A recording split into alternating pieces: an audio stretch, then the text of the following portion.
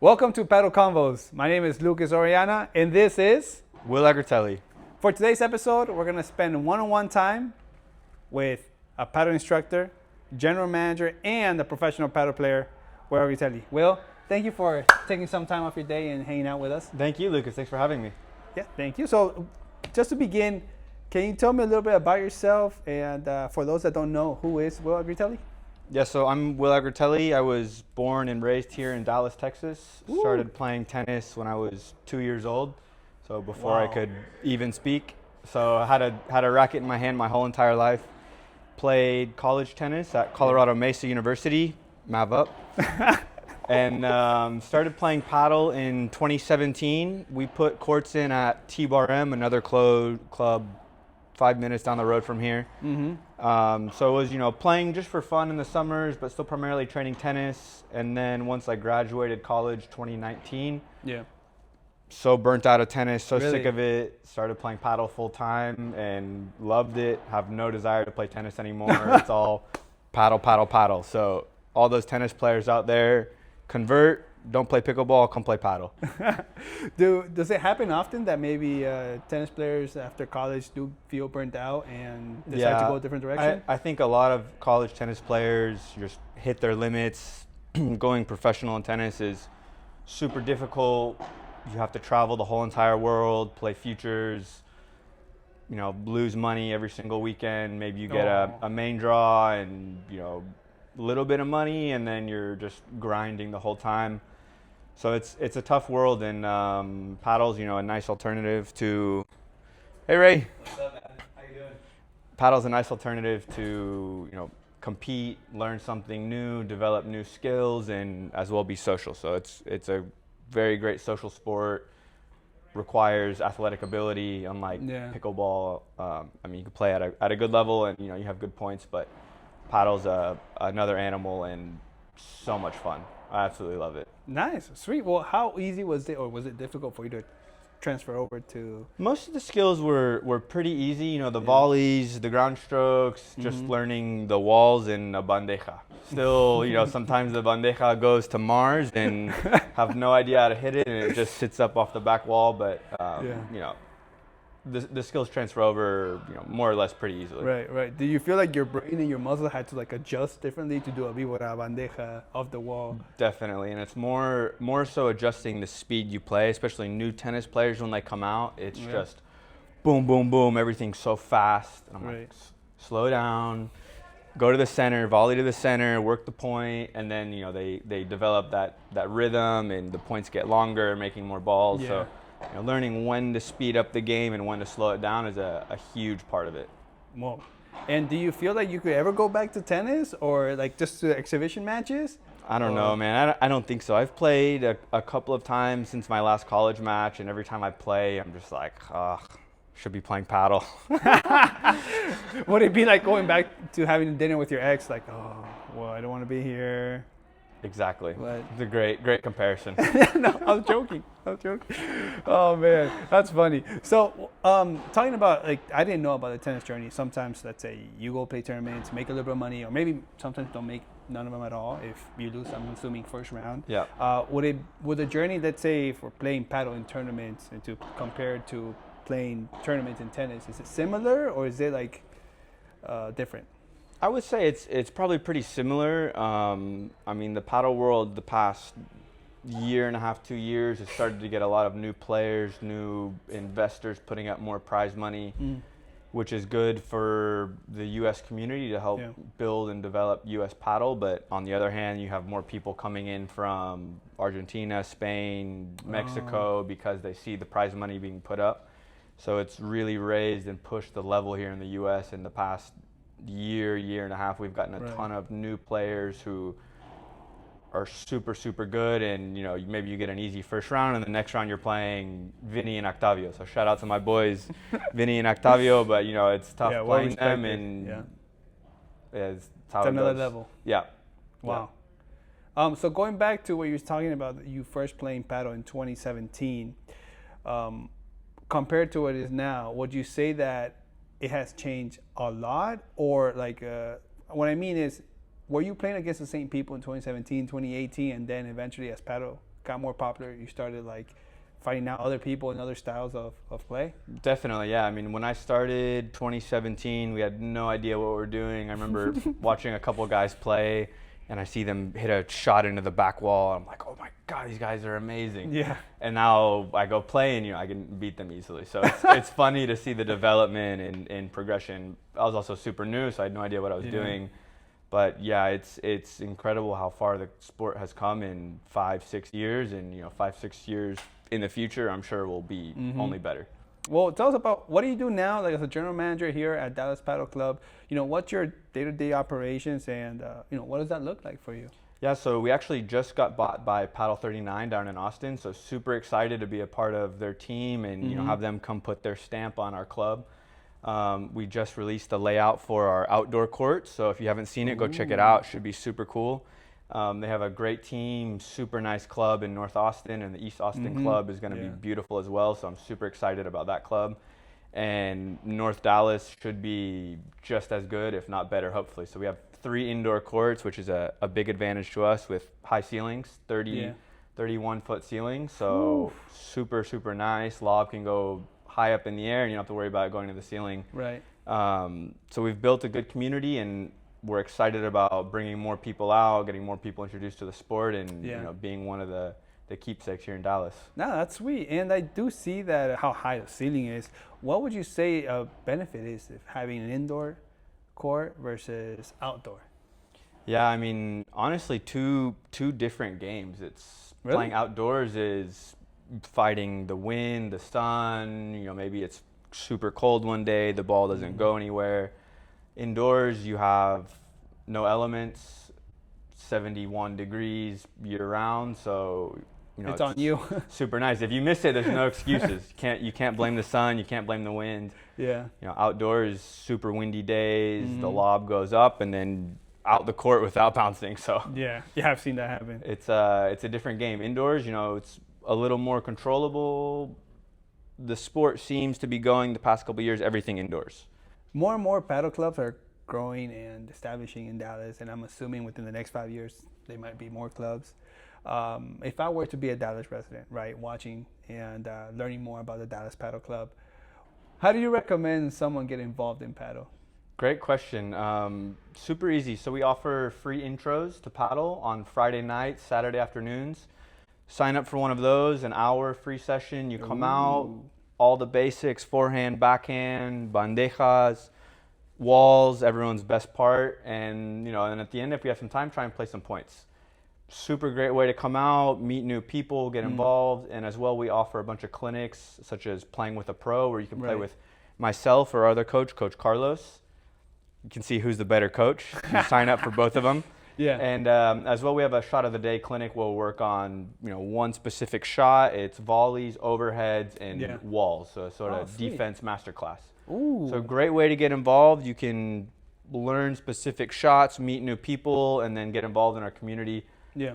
Those are open to all levels. So people of any level, whether it's your first time or you've been playing for 5-6 years, come out, train with us, develop your skills, and meet people, get involved in our community, and check out our club. That's sweet that you guys have every level, clinics for every level, lessons for every level. I don't have to have any paddle experience or any racket experience in order to come in. Well, let's flip it. What about if someone does have a lot of racket experience, let's say tennis or any ping pong or pickleball? What would be the easiest way to transition here to this club? Yeah, come stop by the club, meet us. You can reach out to Carlos, Mirko, or I. Let us know you're interested. We have over 100 members, so people super active in the community, welcome to play with new people. We're always looking to bring new people out, so come check it out. Yeah. Let us know. You can play with, like I said, Carlos, me, Mirko, a ton of people to play with, from professionals to beginners. So we have people of all levels to play with, super easy to get involved in. Reserve courts. You can do it all on an app, so you just do it with a few clicks and you're there. Look at that. You can do that right now and download the app. Right now. Tell us about the community. But what's your favorite part about living in Dallas?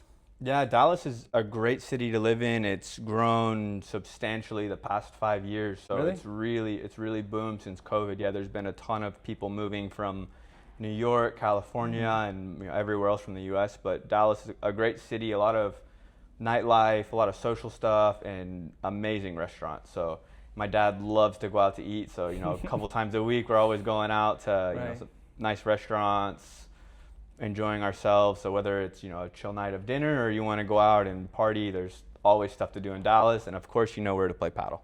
Yeah.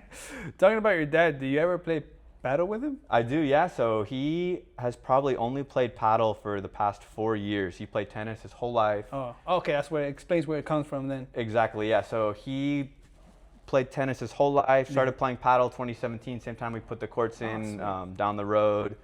Was still dabbling a bit in tennis, but probably about 4 years ago, he just kind of got sick of it, kind of like all of us, and started playing paddle, and he loves it. He'll take a lesson from me a week. He'll play 3 matches, so he's out here 4 or 5 times a week playing.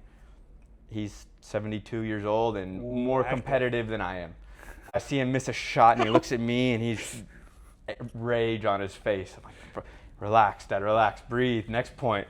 So, the fight never goes anywhere. The desire and the passion is always going to be there. Yeah, maybe we can open up a over 70 league here. Yeah, it's a good idea. It's a great idea. Yeah, and bring a lot of folks from tennis or pickleball to play paddle. That's the goal. We need to convert the ex-tennis players, ex-D1, D2, D3 athletes, because much easier to learn than tennis. Pickleball is fun, but this is, a little bit of a different challenge, more dynamics. So it's a great sport to come out and try. One time I saw you play in a tournament, and after you missed a shot, you said, not a nice Spanish word.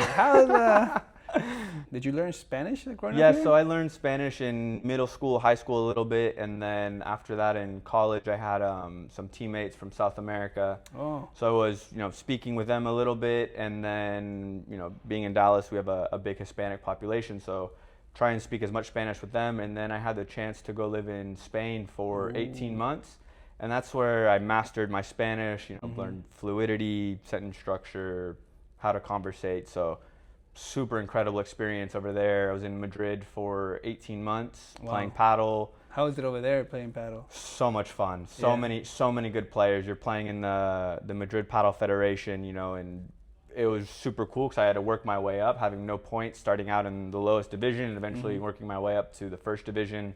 Whoa. Super cool to just see the community and how many players they have, how deep the tournaments are. You're playing a tournament, and in the 5th division, there's 128 draw. And then, it's like that for, 3-4 more divisions, and then they get a little bit smaller once you get higher up, but super cool to progress, meet those people, and they're always asking me, are you Italian? Because they see my last name. I'm like, no, I'm American. Like, American? You play paddle? And I speak Spanish. The combo there. Yeah. Wow. Oh, that's crazy. No, a lot of players, 128. I don't think we ever got that in America. And that's in in one draw. And they have 6 draws of men and then 4 or 5 draws of women. How many days are the tournaments go for? A whole week.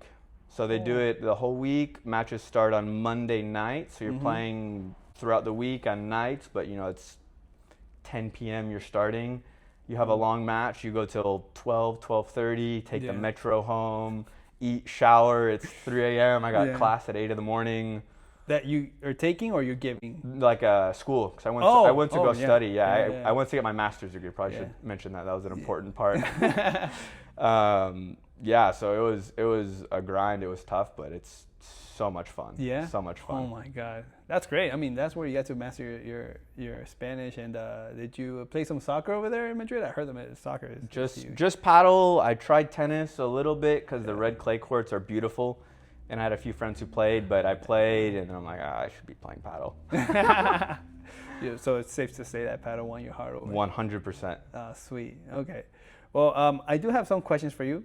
And you never heard these questions before, and I want you to respond with the first thing that comes to your head. Rapid fire questions. We have 5. You ready? Ready. Awesome. The first 2 are meant to test your Spanish. Okay. All right. Let's do it. Will, ¿qué es más difícil? ¿Ganarle un partido a Carlos o sacar a una chica que te gusta a bailar? Bueno, eso obviamente a sacar la chica, porque ganar a Carlos está muy fácil. Oh, Carlos va a escuchar esto. Y yo no soy muy de baila, así que a ganar a Carlos está facilísimo. ¿En Madrid aprendiste unos pasos? ¿O? Sí, sí, sí. Ah, bueno, entonces, ¿sabes algo? De reggaetón, sí, o de techno. En Madrid hay un montón de techno. Sí, y te gusta. Sí, Bien. sí, Ah, sí, sí. perfecto. Carlos se va a enojar contigo. Y afuera del pádel, ¿qué te tomas mucho en serio? Bueno, a relajar porque llevo mucho tiempo aquí en el club trabajando, dando clase, entrenando. Bueno, cuando voy a la casa, dormir, Mm. comer, me encanta comer.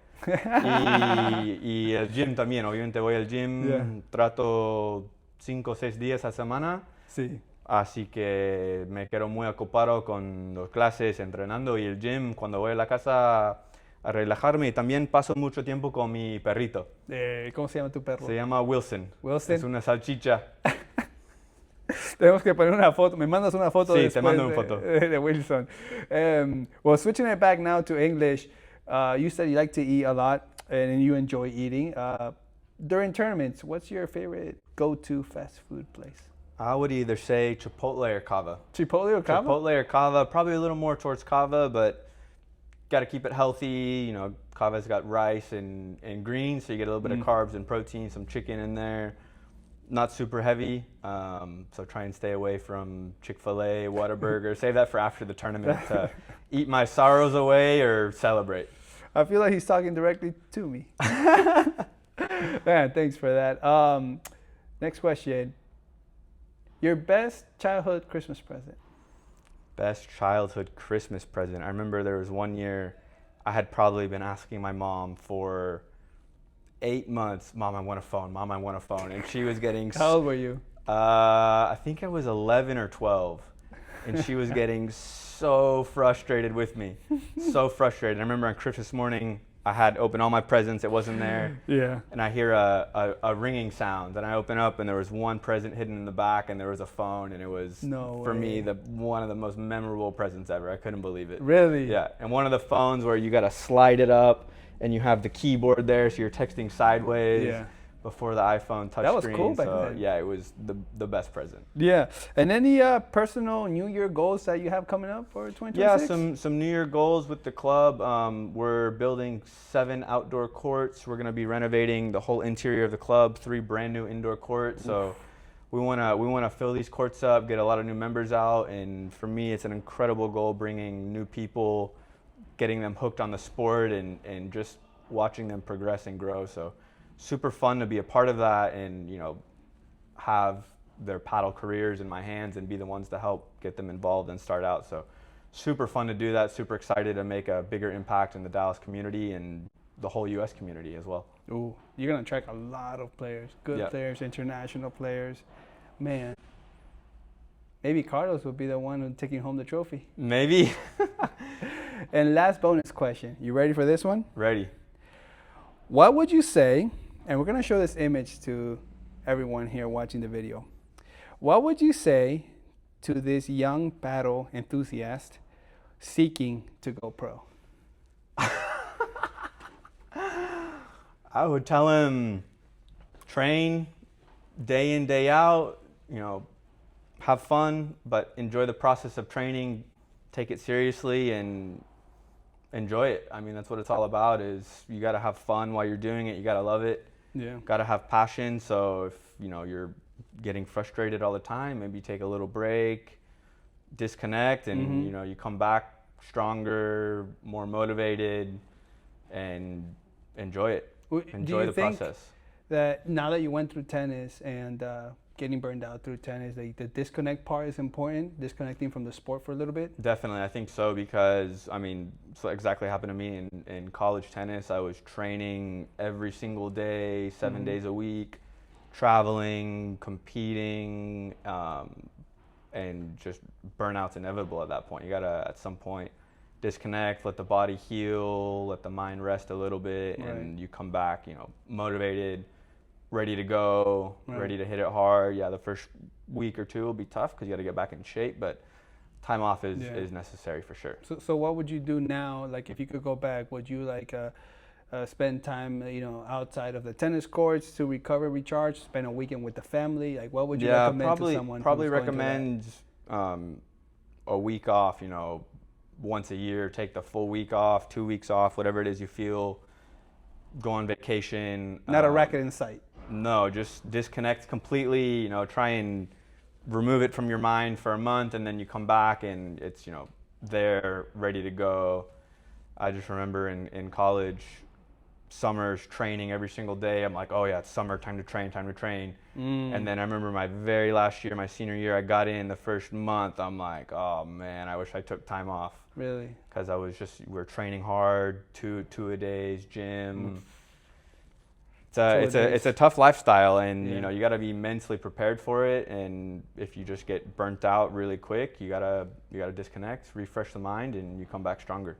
Yeah. And the last question is just like my own thought that about future clubs opening up in Dallas or all over the U.S. What advice or recommendation would you give out to owners or paddle directors or general managers who are opening a brand new club in a brand new city? Gotta build a community. Yeah. Build a strong community, welcoming, warm staff, and make everyone feel like it's the highlight of their day. Because for me, it's the highlight of my day.